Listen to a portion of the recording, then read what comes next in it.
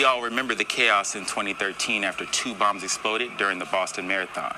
In order to prepare for the event in Richmond, organizers spoke with an emergency responder from Boston about how they handled that situation. During the study, teens received free cell phones and 5 text messages per day about the dangers of smoking. They then responded to those messages, creating an interactive conversation to help the teen quit smoking. The students designed the new logo to replace the current logo like the one behind me, which shows a Native American, what some people see as racist. Coming up tonight on VCU Insight. We sit down with VCU star basketball player Briante Weber, who's getting ready to graduate after his basketball career was cut short by injury. All this and more. VCU Insight starts right now.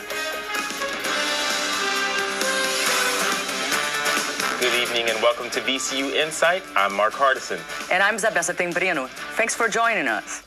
Over the last few years, the Washington Redskins have been the center of a sports debate over whether the team name should be changed. As part of a class project not affiliated with the Redskins, some VCU Brand Center students designed new ideas for the Redskins logo in hopes of persuading owner Dan Snyder to change the team's name. Students from VCU's Brand Center program have been hard at work over the last year in an effort to rebrand the Washington Redskins after the team lost its federal trademark of the name. Last year, the Trademark Trial and Appeal Board ruled that the term Redskin is considered disparaging to Native Americans. Redskin is to a lot of people what the N-word is, and that's just how that is.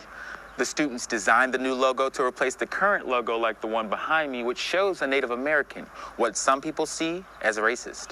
Brand Center senior Nelson Johnson, a fan of the Redskins, says the team needs a new name that defines the team's history and its fans. We wanted to give the people that were taking offense, give the people that weren't taking offense, and give the people that loved the team something to really rally behind. And we chose the name Rebels because that's just kind of the attitude they have.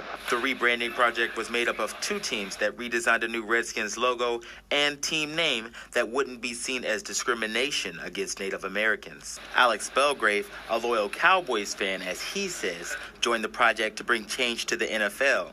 He's hoping team owner Daniel Snyder will take a look at the ideas. I think that Snyder's in a unique position to kind of make the change on his own rather than being legally forced to change it.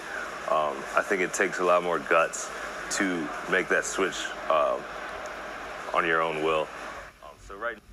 Snyder has yet to comment on the students' new logo designs, but they have been submitted to the Redskins marketing department.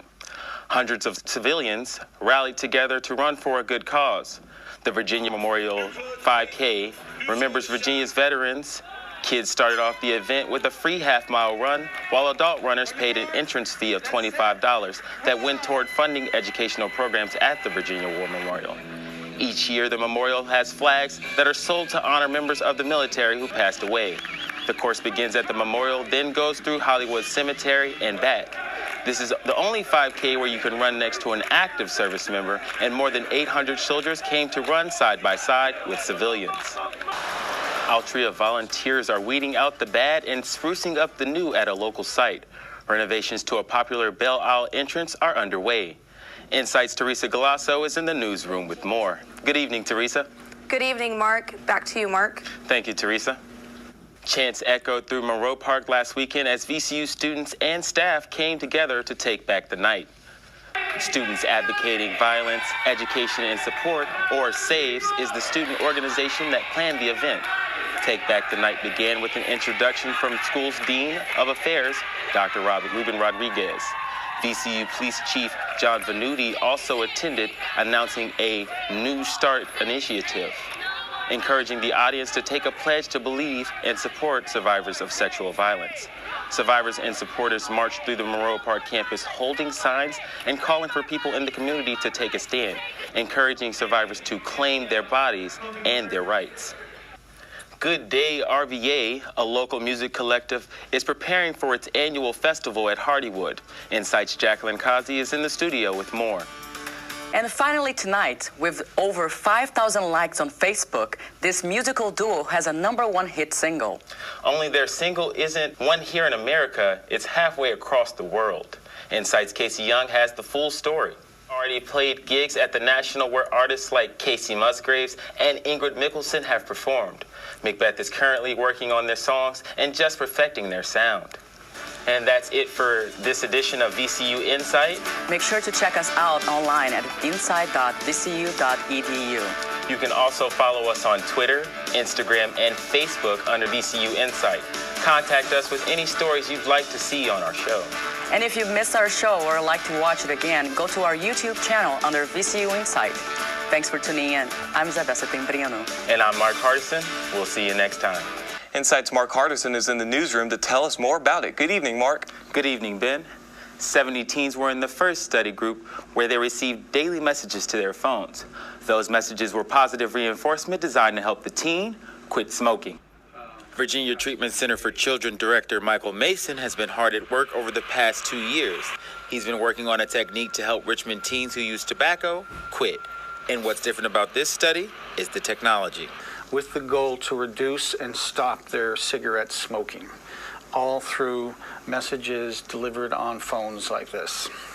The Centers for Disease Control says that every day more than 3,200 kids try tobacco for the first time, and over 2 million high schoolers become daily smokers every year. During the study, teens received free cell phones and 5 text messages per day about the dangers of smoking. They then responded to those messages, creating an interactive conversation to help the teen quit smoking. The director of tobacco cessation at VCU, Linda Hancock, says that texting is a good way to keep teen smokers busy using their hands. Smokers are used to lighting up 100 times a day. So if you give them something else to do with their hands, that's one thing that they can do. And Mason says this study is having very positive results. Those that got the intervention not only reduced the number of cigarettes that they smoked, not only increased their intentions not to smoke in the future in the next 3 months, but also said their peer network was more positive, that they felt more supportive and more encouraged to do pro-social activities. So, Dr. Mason is now in the second phase of his study involving 200 local teens, and that part of the study will wrap up sometime in June. Back to you, Ben. Good evening, Mark. Good evening, Amaya. The race will run right here through downtown Richmond, and part of that race will run through VCU's Monroe Park campus.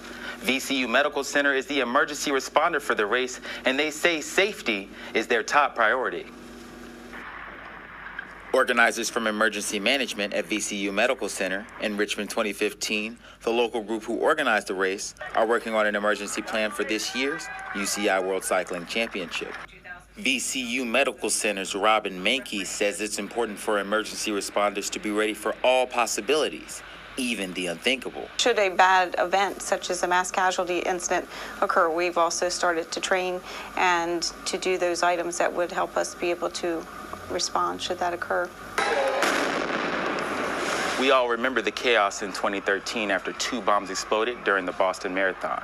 In order to prepare for the event in Richmond, organizers spoke with an emergency responder from Boston about how they handled that situation. While organizers say they don't expect any problems at this year's championships, Richmond 2015's Paul Shanks says plans are still underway to make sure that Richmond is able to handle any emergency. At this point, we have no reason to think that Richmond 2015 would be targeted. However, due diligence requires that we protect, first and foremost, the safety of our citizens and of the cyclists and of our visitors coming from overseas. Those cyclists will number more than 1,500, and with hundreds of thousands of visitors expected, Shanks says the race is drawing the attention of top government officials. So the Department of Homeland Security, like all the other agencies involved, is interested in making sure that this event is safe and secure and enjoyable for everybody. They play a consulting role with the planners and the organizers of the event. Now, organizers will finish planning for the event within the next few weeks, and an emergency plan will be released once it has been finished and finalized. Back to you, Amaya. Thank you, Mark.